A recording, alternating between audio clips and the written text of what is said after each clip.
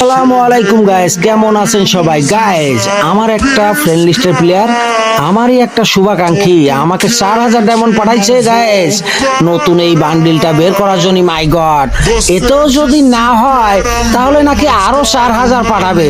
আজকে স্পিন হবে উড়া দুরা। My god, see not for mind, relax. My god,